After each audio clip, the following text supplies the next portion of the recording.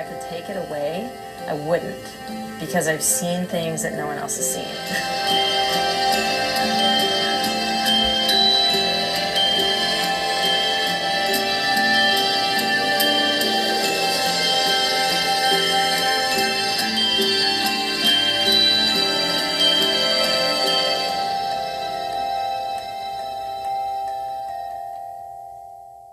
I'm Bob Carty. I am very honored to be the moderator of this wonderful panel here. We have Doug Blush right here, co-director to my left, and to my far left, you're going to be called the far leftist here. My far left. I am far left. Carl Davis. Carl Davis. Give it up for him, please.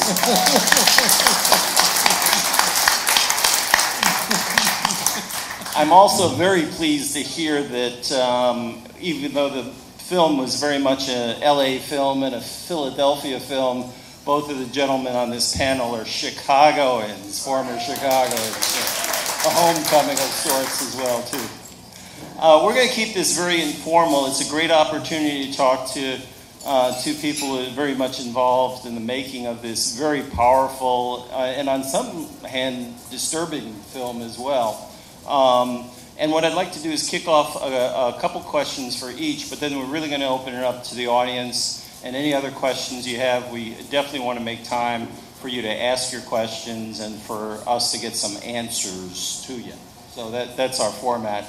We will keep it loose. Anne had mentioned if anyone wants to write any kind of comments about reactions to the film, you can jot that down too. We have some paper there at the desk if you want to do that. I would like to start my questioning to Doug. And the first question is kind of a real natural question, one that may have been asked numerous times on his tour here. Why this topic for this film?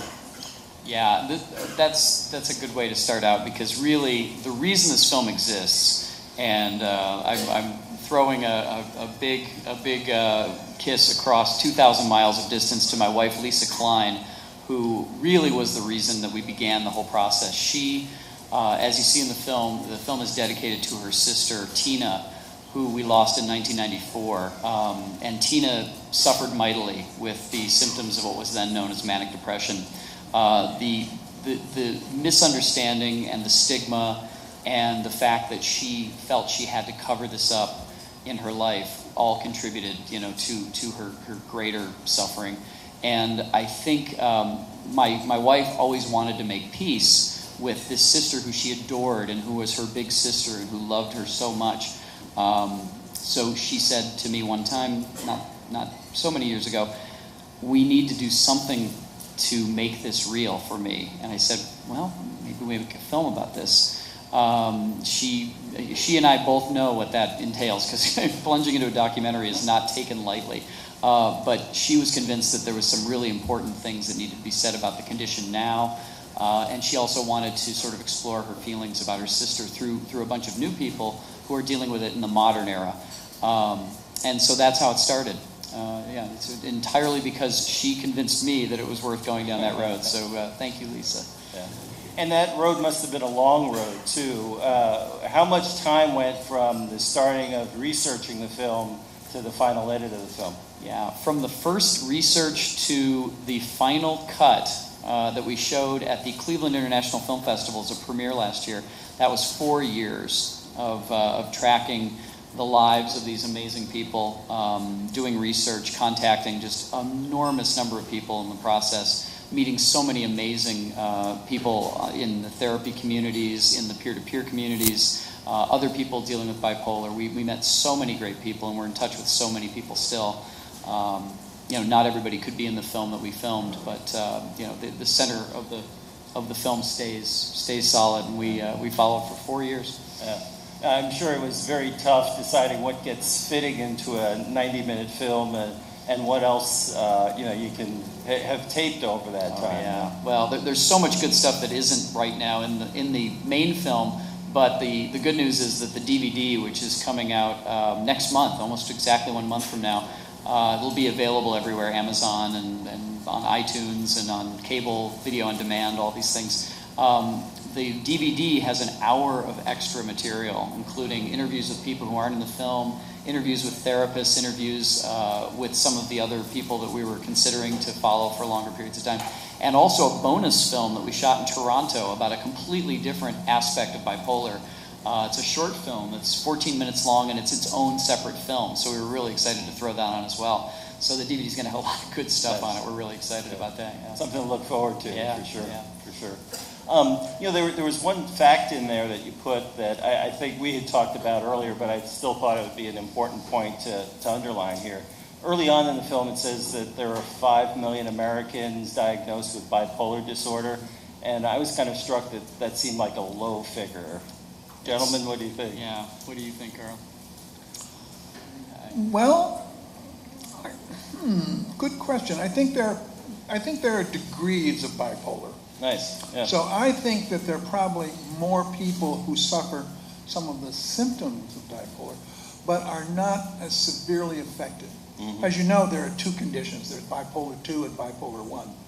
But I can imagine there would be bipolar 3, which would be, not quite as much, but people might, go up and a little way down. Mm-hmm. Everybody has downs. Sure.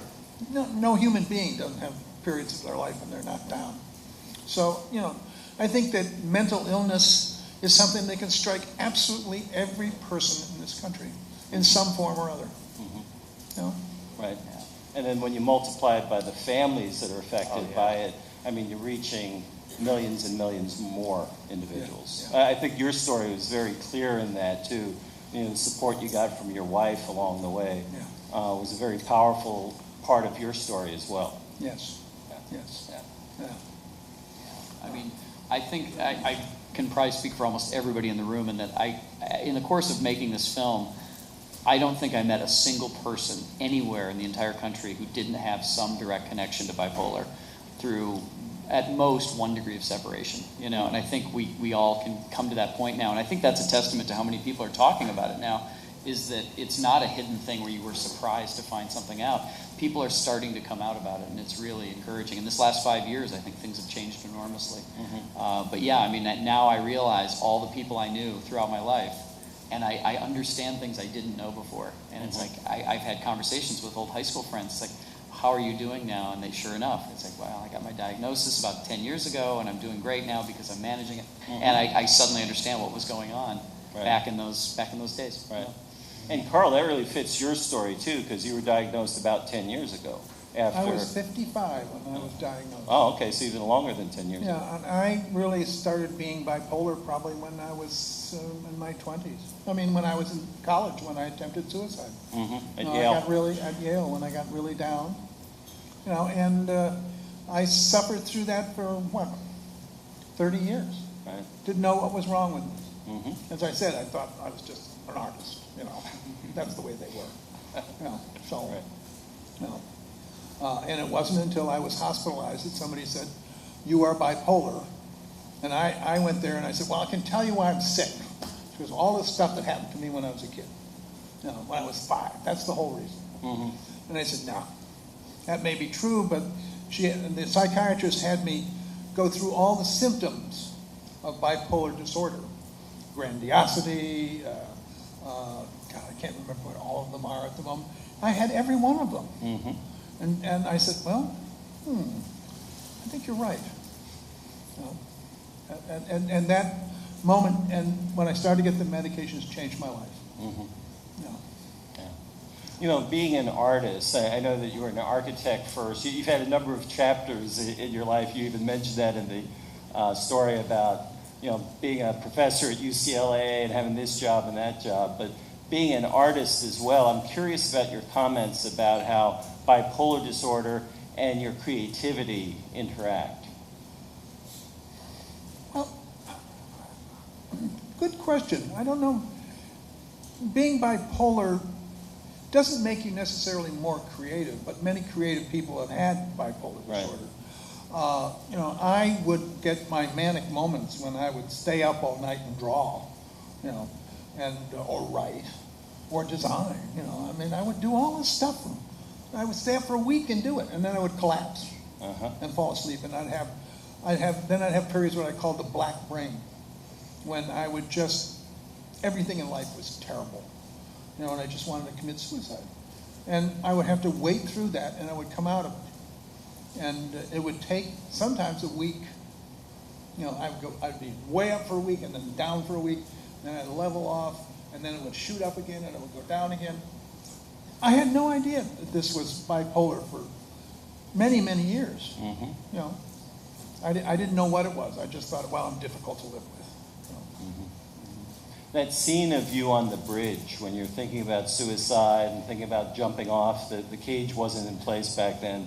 I found it interesting that one of your thoughts was, well, you might really kill someone else too. So there's still concern for your fellow human beings on the planet.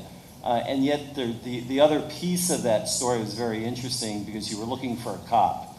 And it was like one of those classic stories, where are they when you need them? Even though you needed them for kind of an odd reason. Absolutely. I mean, I think most bipolar people, one, are not violent, and are concerned, don't want to. Liz Piccol even said that she did. No, excuse me. It was Sherry driving a car. Right. She didn't want to crash her car because she would kill someone else. Right. I did not. I sat there for a long time and I said, if I jump over here, some car is going to swerve, lose control, and I'm going to cause this whole traffic accident just because I wanted to kill myself. I said, I can't do that. Mm-hmm. I can only kill myself. I don't want to kill anybody else. Mm-hmm. I want to kill the pain in me. I don't want to create pain for others. Yeah. So, what's the aspect of your question? I forgot. Well, that was it very much about still, kind of being concerned about others even when you were in so much pain yourself. And then that police thing, that they weren't around to assist you in suicide by police. They never were. Good thing. I was a good thing because, if they had, I wouldn't be here. Right. On that evening that I got pulled over by the police, where, and when I was smoking crack and I was dressed up in drag, the only thing that saved me from getting into a fight with the police, where I would have had suicide by police, was that all of a sudden the patrol car got one of those squawks, and there was a homicide in South Central Los Angeles, and they had both have to run off. Wow. And I remember as the cop drove away, he turned to me and said, "Nice outfit." It's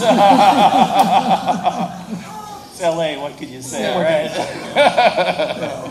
Always style. Always style. Hell, you can buy a drag queen at any corner. I am curious about, and I think there might be a number of people in the audience who are curious too, Carl, about what life has been since the filming of that. Well, the film has had a tremendous impact for me. It has made me really well known within the bipolar community. Mm-hmm. I'm kind of a star in some way. But also, it has gotten to be where I have really gotten to be a spokesman for the bipolar community. And my first book, called Bipolar Bear, which I have a whole bunch of flyers over there, which is the full story of my whole. I had a lot more sales. I got some awards for it, so that has gotten better. Congratulations! And also, I've completed just this past year my book on the art documents, and a lot of this was spurred forward by Doug's film. That gave me the push to continue with this. Right. And we saw the proofs of this book while we were shooting, which is really exciting because you were moving forward with this project as we were shooting, and I thought, this is a really great thing. This is like reclaiming this past, this great stuff from the past. Yeah, it's funny. You never know where this stuff's going to go when you start a film. You are affecting reality as you work with people, and in this case, really good things came out of it. Yeah. Good things have come to me in all directions from this. People have asked me to be on boards. People have asked me to come speak.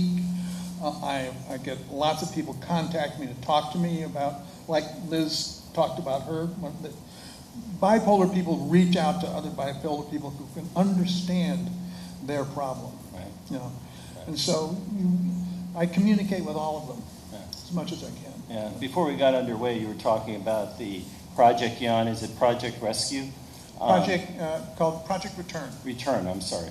That's really peer support. And I really see the importance of that, because I think it was a quote from Tina who said that, she felt alone in a normal world. So peer support, as you're saying, becomes all that much more important, because there are some people who understand it if they share it. Very important. I mean, I'm a member of both NAMI and DBSA, Depression Bipolar Alliance. People get together and talk about their illness and the things that are on them. On Project Return, we train facilitators to go out and talk to people, and they go to group homes and all this kind of stuff. I feel very honored. And that has really come about because of this film of Doug's. Nice, because it draws a lot of attention.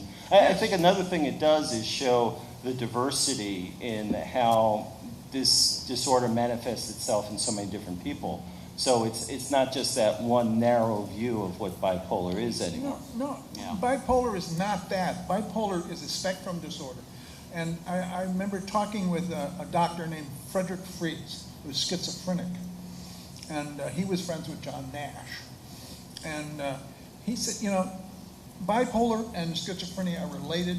They're all on this long spectrum, that there are so many different elements to the illness. Schizoaffective, this, that, and the other thing. No one's experience of bipolar is exactly like someone else's. That's why it is so important for people who are treating it to listen and hear what that person is saying and have some compassion about it. Because it is, you just can't take one size fits all and it works. Yeah. So just as the disorder isn't just one thing, the recovery is very different for each person as well. Absolutely. Yeah. Recovery is different for Sherry, it's different for me, it's different for Petey, and for Liz. Right. Absolutely. And every person who has recovered has found a route. One thing they have had, most of them have had help, by psychiatrists, psychologists, peer support, you name it. I wouldn't be here today if it weren't for all the help that I got from various organizations, from my fellow bipolar people and depressed people. I wouldn't be here today if it weren't for my psychiatrist who helped me, and I still go see her. This is 9 years later, and I'm not even talking about this thing. Can you hear me? She and I work together as a team. I feel like she hears what I say, and we adjusted the meds. When I talked in that first part that meds had not changed, that had not killed my creativity. Actually, when I first took the meds, they did. I felt flat, just like Sherry. I went to my psychiatrist and I said, "This is impossible. I can't live this way." And we kept tweaking the meds until we found the thing that worked for me. Right. So I'm still a pretty crazy guy, but I'm very animated, and I enjoy life, and I feel so lucky to be alive. I was on the crash course to kill myself about a little over now 13 years ago or something. And I'm amazed I'm still here. And I'm lucky. It allows me to come and talk to you all and be here. It's just a great benefit. And part of that again is film. Nice. Oh, you did a lot of the work yourself, Carl. I mean, you were on the right path, and you have Ginger, which is there's no way to downplay how important that is. That's right. Ginger's an amazing woman, and we've gotten to know both of you over the last 4 years, and it's so important, and it's so heartbreaking when people don't have support systems, And I know that's a real problem for so many people, and we're in no way trying to gloss that over. That there is so many issues of non-support, of people who are not finding what they need to recover, and that's why seeing something as inspiring as Turning Point is it's so heartwarming, because this is a place where people can find a support system that didn't exist before. And I'm just so excited to see something like this growing and expanding and not being cut away, and actually finding a voice in the community and changing lives. It's everything we wanted the film to do, but for right on the ground, for real. So I really congratulate everybody who's working with Turning Point right now. I want to add to that. I went this morning and saw Turning Point. I was so impressed with your organization, so impressed with how user-friendly it felt. It did not feel institutional. I felt like people were there who would listen, people who would care and be compassionate and would find ways to work with people. I mean, I wanted to come and have therapy there. The rooms were so nice. And me too. And a nice art room too. Yeah, that's right. I'd like to open it up to any questions from the audience, please. Any questions? The question is, for the primary subjects of the film, do you think that they were helped by the exposure of all, like warts and all, basically, of their stories? Was that positive, or did it more come from therapy? I'd say certainly being a part of the film, I've heard from everybody that they were infinitely changed by it. I mean, there's absolutely it did affect the course of their understanding of bipolar, their treatment. I think in primarily positive ways. I know, Carl, it's been a good thing for you. Absolutely. I mean, I was on the road to recovery, and I had a support system of my wife and my psychiatrist and the various peer support groups I went to. But this film added another sort of level of support, because I seeing this film and being involved in it, I began to see myself differently, and it contributed to strengthening that recovery for me. Yeah. I mean, to be completely honest, I mean, the story continues. Obviously, I'm in touch with everybody. Lisa and I have meetups with everybody in the film. Liz just did a couple of screenings on the East Coast with Lisa when she showed the film there, and she was in tears for parts of it, with emotion about how great she felt about being a part of it, because she knew it was reaching out to people. People came up to her after the screening, up to Liz, and told her, you're a hero in my eyes, because you're talking about this the way you're talking about it. And it really, that makes a difference, I think, when you get that kind of feedback, when you're open about something. And that's what we've been hearing. Yeah. Well, I think this film is going to great lengths to break the stigma. When you see what we really are, who we are. And I mean, in this film, you see me in sort of really good state. I mean, I was pretty bad when I was in deep depression, but it gives a view. It gives us an understanding and a sense of the bipolar community that I've never seen in any other film. Just the recent Academy Award-winning actress, which was what was it? Something Playbook. I can't remember. Silver Linings. Silver Linings Playbook. It's about bipolar, and it was pretty good. I mean, it was really helpful. But I think this film is deeper. Mm-hmm. It goes more to the core. But I support anything that begins to destigmatize the whole illness and really helps people in recovery. Yeah. Well, when we started 5 years ago, there was so little media that wasn't celebrity scandal or somebody waving a butcher knife around at a supermarket. I mean, those are the two stories you tend to see in the media. It's either sensational celebrity gossip or the worst possible outcomes.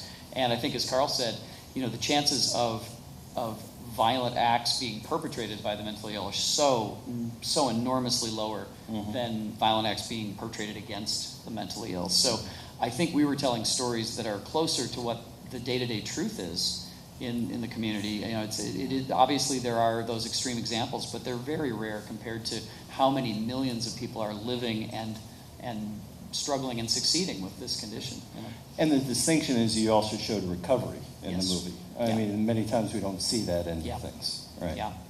Other questions? The question was Sherry's whole idea of getting off meds and using natural, holistic means, or whatever you want to call them, a variety of things. And she really believed that she wanted to try that. Now, the reason we put that story in there, first of all, that's just true, that some people do that for better or worse. They try that. They try to wean meds away from their lives. And for some people, it is a terrible idea. It's really not recommended. And for other people, there are ways, and there's research that's beginning to back this up, that there are some courses of treatment that can definitely be enormously augmented, if not completely replacing, sort of traditional medicine or the current pharmacological medicine. In Sherry's case, she's somebody who really knows herself and really takes stock of where she's at, how she feels, and she pledged from the beginning, if she couldn't handle it, if she felt like she was too manic or too depressed, she was going to go back and consult with her therapist. Her therapist worked with her very carefully and was really watching this, so it wasn't like this was, I'm off meds and I'm not going to talk to anybody anymore. She's the perfect example of somebody who can at least try this and see where it takes her. To be completely honest, and I think it's stated in the film that she's still working on a combination of these things. She has gone back on meds and then reduced them back down, then gone back on again. It's been a cycle, and she's been learning more and more what the perfect balance is. So I've seen her recently. She had a really long, rough patch for a while, but she navigated it, and I saw her not too long ago. She was doing great. So yeah, it is a choice that some people make, sometimes with advice and sometimes with nothing, and it's an honest thing, but it's not necessarily advisable for sure. I mean, personally, I would love to not to take medication, but the risk is too great. I have worked with my psychiatrist, and we have tweaked those medications down to a very, actually, small amount. But then if I start having a bad period, we'll take them back up again. You know? So, you know, it's a question of being able to work with someone and to know yourself. I mean, I think one of the things about recovery from bipolar or any mental illness is getting to know yourself, knowing when all of a sudden things are going lousy. You know, like I was just a month ago, I was really depressed. I thought I've finished this book, I finished that other book, and where am I going to go from here? You know? And I got all depressed. Well, I'll just go out under the tree and take a gun and shoot myself in the head. And I said, wait a minute. What time of year is this? You know, and I said, it's February. Oh, yes. I always have a down in February. It's like clockwork. I have 2 major downs a year. One in September and the other in February. And just the self-realization to know that this is happening to you helps you get over it. You know, I didn't go out and buy a gun and shoot myself or sit in a tree and do that. I went on with my life. And matter of fact, I started a new project. You know, I said, well, you just got to get up and do something. Like Petey said, you got to get going. You got to keep going. You know, do something. Anything doesn't matter. You know, whether it fails or not. You know, just do something. I think Petey's quote was, you cry me a river, build a bridge, and get over it. Yeah, you put another expletive in there, but you know. I cleaned it up a little bit. Petey's famous for getting us an R rating. You know, another interesting part of Sherry's story, and again about medication again, Tom, is when she was talking about the insurance denials and talked about without insurance for medications at that time cost $600 a month, which is incredible.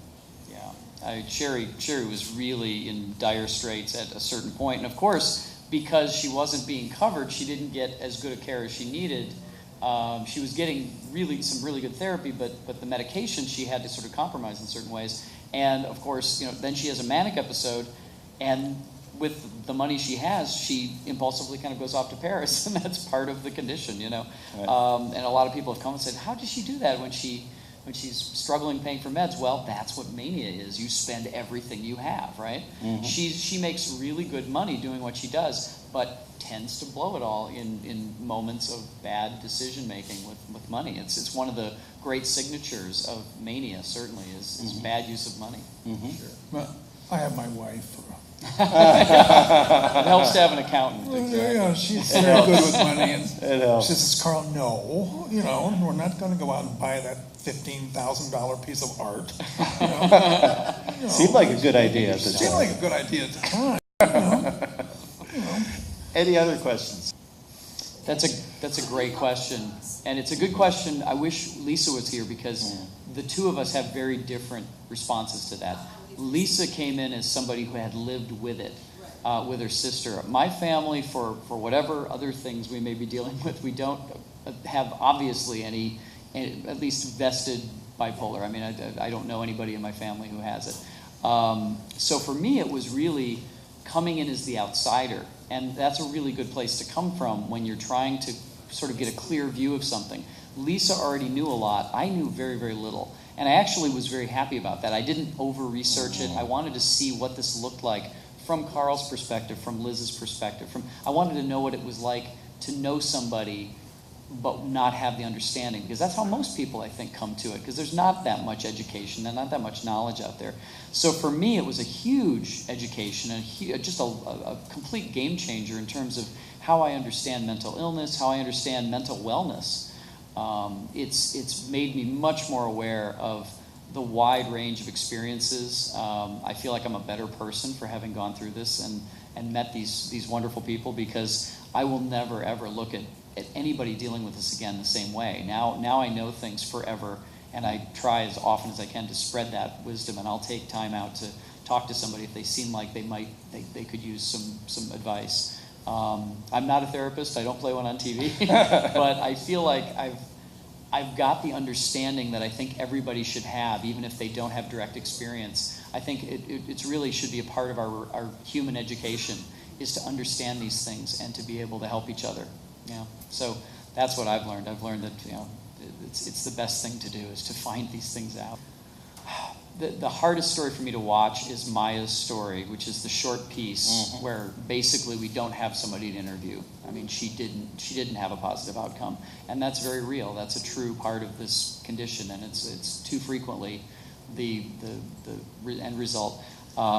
We got very close to the family. We spent some time with them very recently, and they have become close to us, and we share that burden, that grief, and yet out of that has come so much good too. They have a foundation set up in Maya's memory that's now doing great work in Detroit with the Kadima Foundation, which is a big organization in Detroit that's doing some really great work. So you take tragedy and you try to make great things out of it, and try to make positive outcomes for other people. Yeah. I'd like to add to that. When I was in college, my roommate was a brilliant young man. Would stay up all night reading Finnegan's Wake, smoke 6 packs of cigarettes, and then he went on a spring break. He went to Paris, and he ended up running around in front of the Eiffel Tower in the nude. He came back to the United States. He was put in the mental hospital. He was let out. And he went to New York City, and he jumped in front of a subway train. And we didn't know anything about bipolar then. Nobody talked about it, and they're still not talking about it at most campuses. There's a high percentage of students, seeking mental health on college campuses, and they're not getting it. And it's really shocking. Yeah. I also thought the inclusion of Maya's story in the film was important, because it showed the pain in the surviving family members. That's so important. That phrase that the mom says, it's like you put together a 1,000-piece puzzle and there's one piece missing right in the middle. I thought that was very powerful. Yeah, and I think that, the pain, time does heal to a degree, some of the pain, but that never goes away. And I think it's that entire family's mission now is to really open up. Because it was a case of, they dealt with it. They were very supportive, but it was one of those things where in that era, it just didn't get talked about outside of the family as much. And I think that now things might maybe be different. I don't know. It's possible. It's very emotional going through this. You get to know people in a way that you don't get to know in narrative filmmaking or in other kinds of craft. And I'm permanently close to everybody that was in the film, and I'm so grateful that you guys all opened up in this film, because we couldn't have done it without you. I've become close to Doug, and I've become close to Liz and Sherry and Petey. They're all people who are really part of my life now. They're part of my family. You remember that dinner in Cleveland when everybody was at the table for the first time? We had an amazing, after the first screening dinner, where everybody sat across from each other at this local restaurant. And Sherry and Petey were looking at each other for the first time since that major breakup. And by the end of the evening, they were talking, they were discussing things. So, you know, we healed a few wounds here and there. Yeah. Another question? How did you find the subjects? It's a great question. The first subject we actually discovered was Liz. And the exact day that production sort of began on the film was the day that Lisa saw that style section of the New York Times. Mm-hmm. That dates exactly to the beginning of the movie, basically. She saw that and she said, "I want her. That's the story I want to tell. That's a great story." And we contacted Liz via the Times, and she said, "Okay," in her kind of self-deprecating way. It's like, "I don't know why you'd want to come all the way to Philadelphia to film me, but I got no style." And the first interview went on for like 2.5 hours. We talked about everything. And we didn't meet Vince until the next trip to Philadelphia, and that's when the sugar gliders came into it and all of these other elements. But Liz is just a intellectual dynamo. I mean, she's really smart, and she's really, really funny. But she's also very humble about it, and she applies this to her art, her journalism, and her writing. So we love her to pieces. She's great. She's an amazing person to have any association with. She was first. Carlton was second. Carl we met at a NAMI convention. We were trying to meet somebody else who blew us off. And our fortune was we stumbled across his book and him at a table. He was showing his book off. And we just started thumbing through it, and we got into a casual conversation. And we're going, "Oh, cross-dressing, crack edition, and you almost jumped up a bridge, and your wife pulled you out. Okay, come over here. We did an impromptu interview in a really noisy hallway at NAMI, and then we realized we got to follow up, and we went out to Carl's house, and we saw his artwork, and I went to the subway station you designed, and we went downtown to this loft, and it was quite an adventure, and the beach to do Bipolar Bear Day. It was great. Yeah, that was an incredible day. Yeah. So Carl's next, and Petey and Sherry came as a team. Obviously, we didn't know Petey was going to be in the film, but Sherry was recommended to us by her therapist, who said she has told me that she wants a way to come out about this, and she has said that it's okay to recommend that somebody who might be interested recommend her. So that came directly through that. And Petey we met about 2 weeks in when Sherry was on her 37th move of her life. And we didn't know Petey was bipolar at that point. He didn't know. And so we figured, let's follow the relationship, see where it goes. And 3 months in, he gets bipolar too as a diagnosis. So, yeah. And those are the primaries. There were a lot of other people, and a lot of them are on the DVD as well, but we met them as we went along.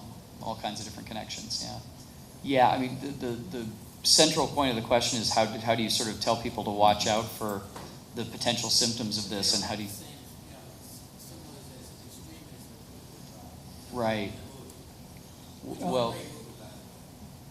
My mother, I believe, was bipolar.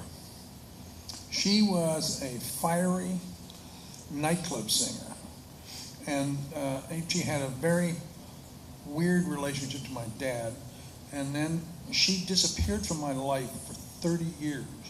I didn't even know her name. I had to hire detectives to find her, which is sort of in my book. But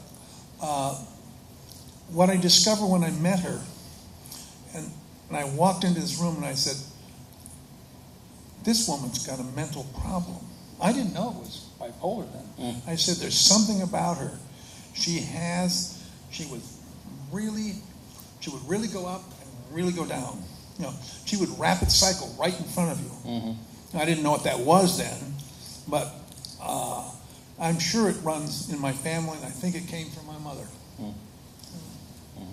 And so, I mean, you have to watch out for it in every family. It's passed down. Yeah, there's really strong evidence about genetic links, obviously. I'm not a scientist or therapist with deep knowledge about this, but I've certainly been reading a lot about it, and there's some really exciting things going on right now in terms of finding genetic markers that can point to this. So that means that we can find a predictive test perhaps at some point, and much more exciting is that there could be treatments we haven't even begun to explore yet. There's some really exciting things going on with things like magnetic resonance as opposed to ECT, which is kind of a brutal way to deal with the condition. We've seen some examples of magnetic resonance working with depression, and now they're researching it for bipolar as well. So, there's all kinds of things that are going on right now. So it's a much more enlightened era, certainly than your mom's time, where probably she never even dealt with it in any way. Never dealt with it.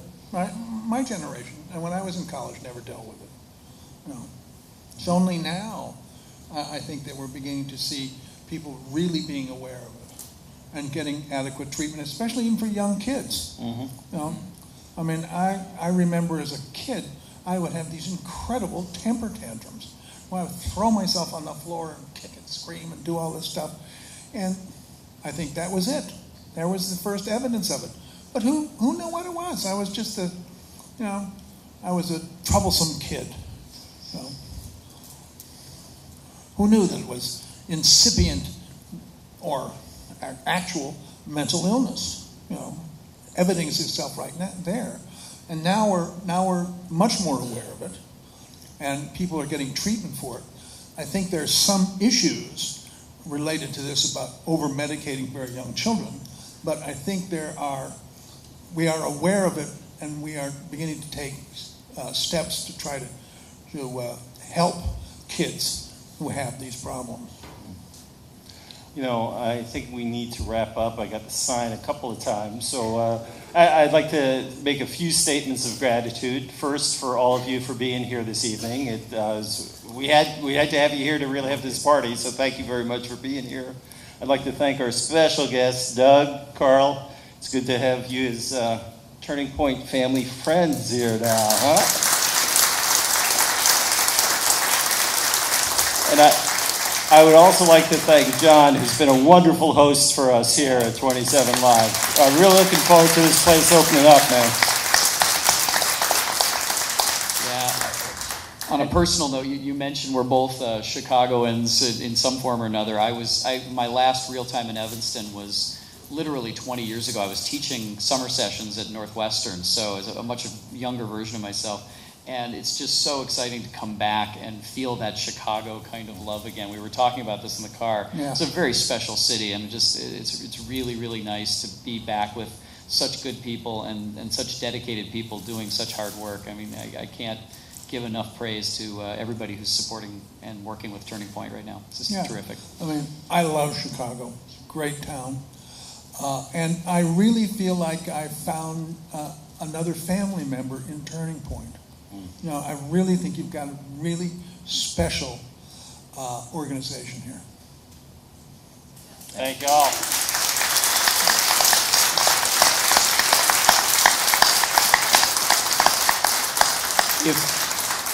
If anybody wants additional information, the DVD is going to be coming out in about a month. The postcards at the front of hopefully there's some left. They have our website and a lot of other information about the film. You can contact us directly. There's an email address on there as well. Like us on Facebook. We're on Facebook. We're on Twitter. We're on all that stuff. And we'll be screening all over the country and hopefully back here in Chicago again soon. So thanks again. Really appreciate it. And if any of you are interested, there are some one-sheets that have information about where you can get my book and my own website where I write blogs about mental illness. Right up there with all of the cards above two minds. Thank you so much. Thanks again, guys.